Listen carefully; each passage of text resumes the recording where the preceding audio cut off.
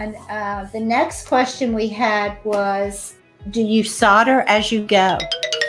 Ah! No, you don't. If you're doing caming, lead came, or copper foil, please don't solder anything until the window is completed. You want to be able to maneuver things around and make sure that the outside perimeters are square.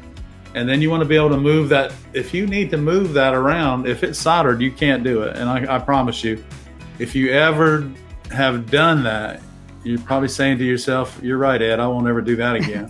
So please don't do that. Soldering should be done only when the window is completed as far as the fabrication of the window itself.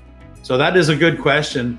And it's something that it's like dropping your glass cutter. You really should never do it. I find doing the type of work that we do is that sometimes I need to remove 3 pieces of glass to put 1 in.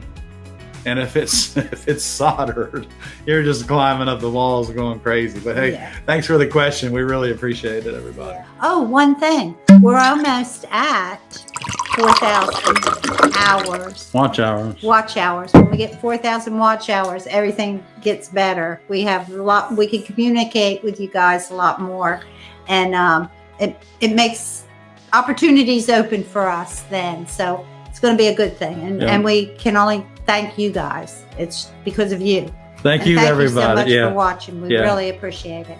And tell your friends. Yeah, don't forget, if you didn't catch the video at 7 o'clock, go ahead and check it out and get a bird's eye view of the 4 panels that are completed for the Live Oak project. Thanks again, y'all. See you next week. Have a nice evening. Bye-bye.